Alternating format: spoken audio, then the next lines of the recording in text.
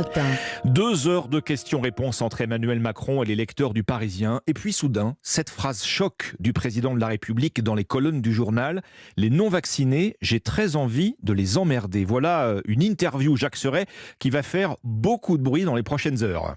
Oui, le chef de l'État dans un registre très inhabituel et qui en plein débat sur le pass vaccinal à l'Assemblée nationale met les pieds dans le plat. Je le cite, « Moi, je ne suis pas pour emmerder les Français, je peste toute la journée contre l'administration quand elle les bloque. » Eh bien là, les non-vaccinés, j'ai très envie de les emmerder et donc on va continuer à le faire jusqu'au bout. C'est ça la stratégie, assume Emmanuel Macron qui poursuit. Il faut leur dire, à partir du 15 janvier, vous ne pourrez plus aller au resto, vous ne pourrez plus prendre un canon, vous ne pourrez plus boire un café.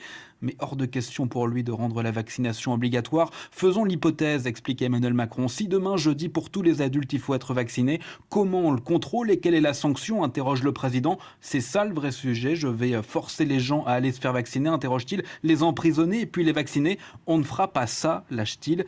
Vous le disiez, Alexandre, c'est une interview fleuve qu'a accordé le locataire de l'Élysée. Plus de 2 heures d'entretien face à 7 lecteurs du journal du Parisien aujourd'hui en France.